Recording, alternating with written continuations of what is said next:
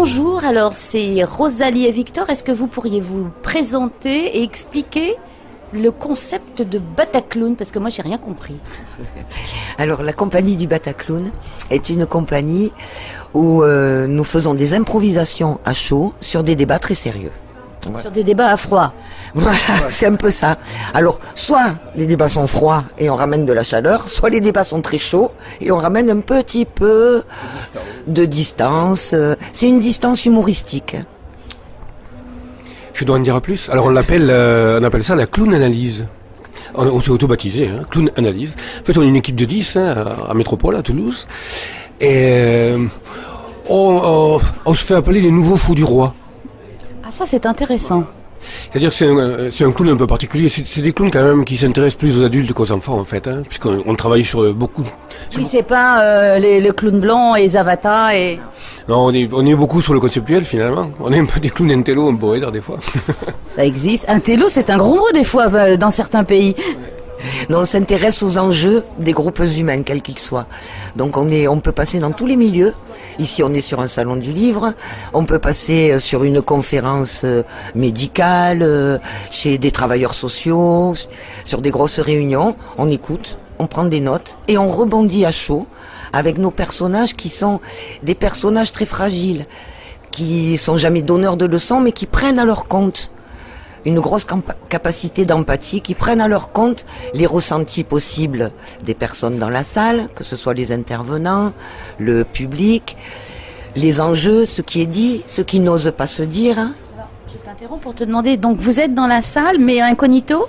On est dans la salle en civil, on prend des notes, on a un petit espace loge à proximité du public et de la scène, où on a 2 valises de matériel, et où on est susceptible, 10 minutes avant d'intervenir, d'aller piocher quelques objets dont on aura besoin pour le jeu. Parce que quand même, on est intello quand on écoute, on est concentré vraiment sur ce que disent les personnes, ce qu'elles peuvent ressentir, mais après on joue. Mais alors, est-ce que avant d'écouter les débats ou les conférences, est-ce que vous êtes briefé sur ce que vous allez entendre ? Alors, oui, briefer, et on s'auto-brief aussi. Vous préparez votre travail, quoi, quand même. Oui, on prépare beaucoup. Mais on prépare, on n'écrit pas. C'est ça la grosse particularité. Mais en amont, on se met même de comprendre de ce dont les gens vont parler, de comprendre l'institution, comment ça fonctionne, s'il y a plusieurs écoles, plusieurs mouvements. Si c'est un interne, je sais pas, il y a un plan social, eh bien, on s'intéresse à la question, qu'est-ce qui s'est passé, comment on en est venu là, quelles sont les projections, pour essayer de saisir ce qui va se dire au moment, et surtout ce qui ne va pas se dire. Alors, on vous demande de venir, vous pointez pas comme ça. En fait, on fait toujours... Oui, on se pointe pas comme ça, oui. Surtout s'il y a un plan social. Mais on est de plus en plus demandé d'ailleurs sur des situations critiques. Des sorties de grève, des sorties de crise, des thèmes difficiles, le harcèlement moral à l'hôpital, le sida, le cancer, des choses qui sont complexes, où les gens finalement se rendent compte que ça risque d'être un peu coincé, la parole ne va pas circuler, et qu'il y a besoin d'enzymes, un peu comme nous, pour faire que les choses sortent. C'est pour ça que je parlais de fou du roi tout à l'heure. Parce qu'on dit porte-parole du roi, c'est-à-dire qu'on va reformuler ce que la personne a dit, à notre façon. On va essayer de l'expliciter. Si c'est très théorique, nous, on va ramener une situation pratique. Je sais pas, si vous avez une réunion, mettons, de chargé d'accueil à Pôle emploi. C'est arrivé il n'y a pas longtemps, c'est pour ça. La situation est de plus en plus dure. Donc, les personnes... Et pour le chargé d'emploi et pour ceux qui viennent demander du boulot. Pour les deux, là. Et les gens qui sont chargés d'accueil, ils en prennent plein la gueule, encore en résumé, quoi. Bon, c'est un peu les cabines téléphoniques dans les quartiers chauds. Ouais, on peut dire ça comme ça, voilà. Donc, on va les réunir pour essayer de les sensibiliser ou... ils vont avoir une conférence, mettons, avec un psychosociaux au top de la mode aujourd'hui, qui va reformuler les problèmes. Mais peut-être avec une façon qui fait que les gens auront du mal à se l'approprier parce que c'est tellement loin de leur préoccupation. Nous, dès que le gars a fini, on monte à la tribune. La personne reste là, elle est témoin. Mais elle le sait.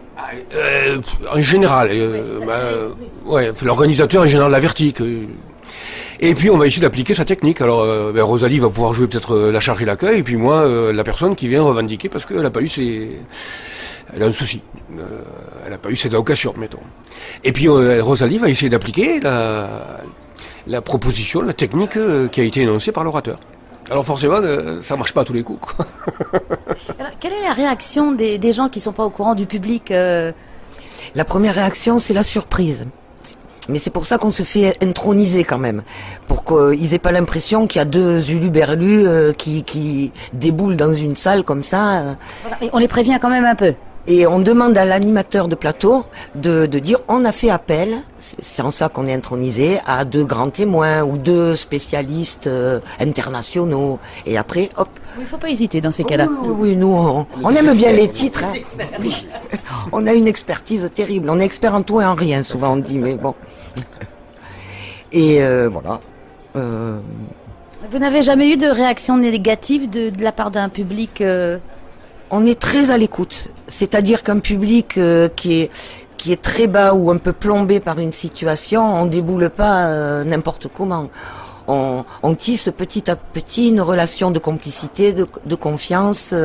Alors ça va très vite, mais on a des personnages qui sont tellement fragiles, tellement... c'est des éponges à émotions, que très vite on tisse du lien. En tout cas, c'est le but. Voilà, par exemple, je pense au livre de Marin Ledin, Les visages écrasés. Vous auriez pu intervenir dans ce genre de situation.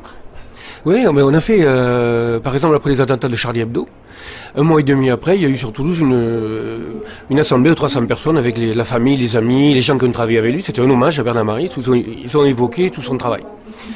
Donc, 1 mois et demi après, je vous laisse imaginer l'ambiance de la salle, quoi. Et ils nous ont fait venir, hein, on a fait 2 interventions sur et un de nos premiers, on peut le dire, c'était tellement chargé et tellement émouvant en fait.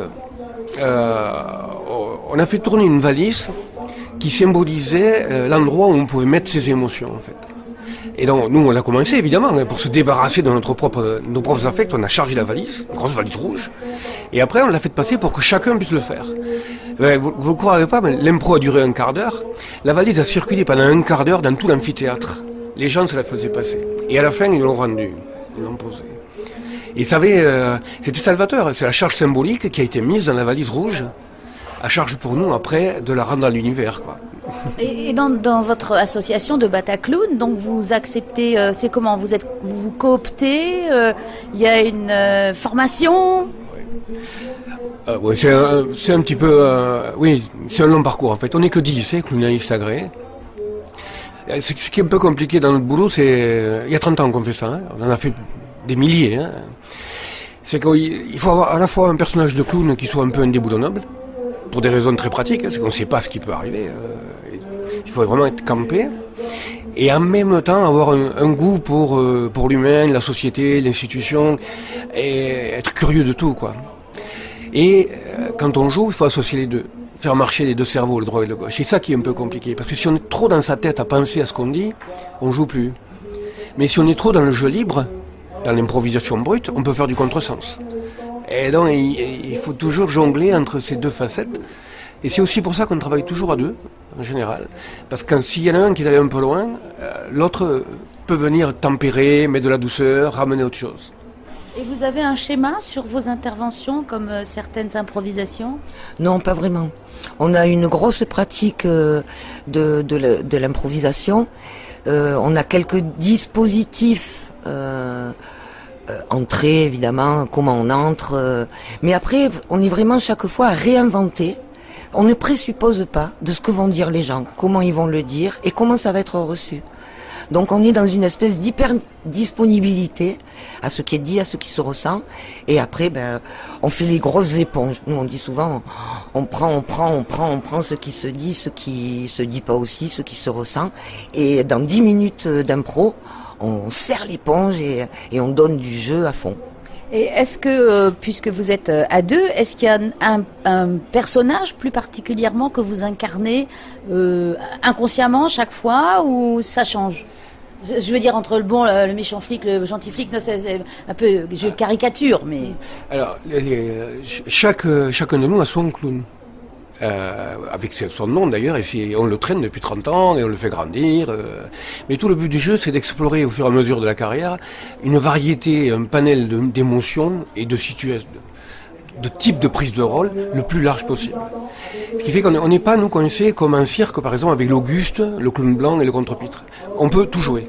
Et on change à tour de rôle. On sait qu'il y a un moment, il y a un sachant, et l'autre qui sera le naïf plus. Voilà, c'est toujours une qualité d'écoute puisque c'est de l'impro, mais l'impro régulé.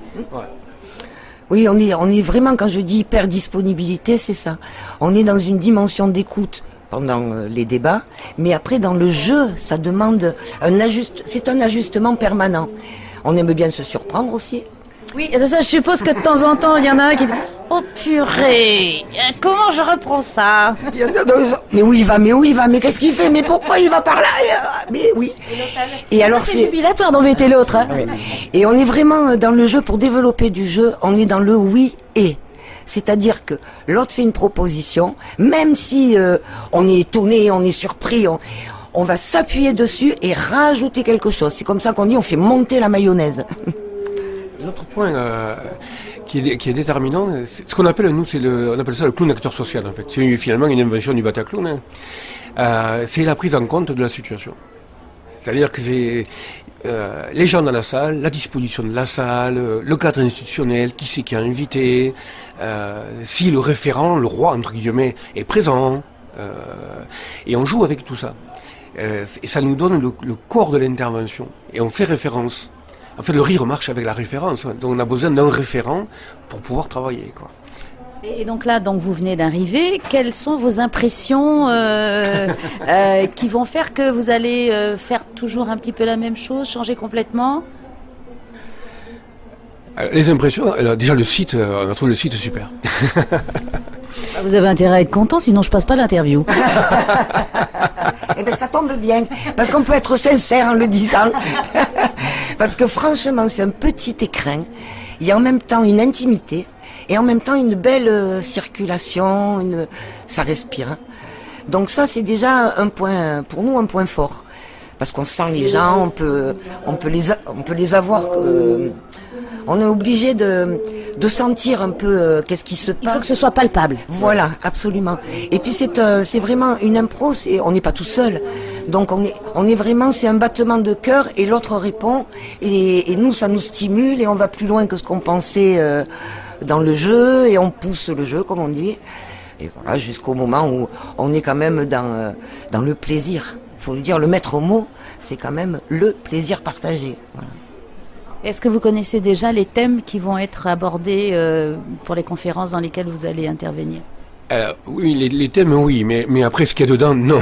Donc, alors, par exemple, tout à l'heure, à 14h30, on est sur la table ronde sur les bibliothèques de demain. Voilà, les bibliothèques de demain. Bon, alors on peut imaginer ce qui peut s'y passer, mais on ne sait pas du tout de quoi ils vont parler, quelle sera leur communication.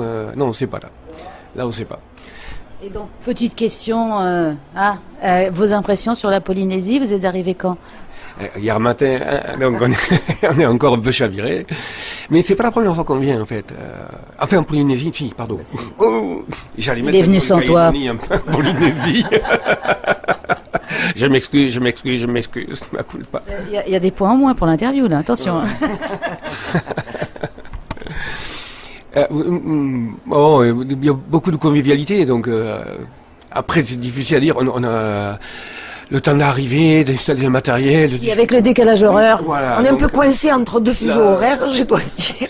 Donc on est un peu klaxonné. Mais par contre, l'eau est bonne. On y est allé quand même. Ah, vous en buvez? Non, on a été la goûter, le Pacifique quand même. On l'a pas à la maison, nous. Hein. Eh bien, écoutez, je vous remercie que ce soit Victor comme Rosalie et ça donne envie d'aller écouter les after-conférences. Alors aujourd'hui, 2 fois, donc, une conférence à 14h30 et la seconde à 18h30 qui sera sur... je vous le dis, vous voulez le savoir? Non, oui, vous voulez vraiment je veux tout savoir. Ouais, c'est écrire pour révéler la société. En fait, c'est sur les polars. Ah, excellent, donc on y sera. Merci. Merci à vous, Martine. Merci.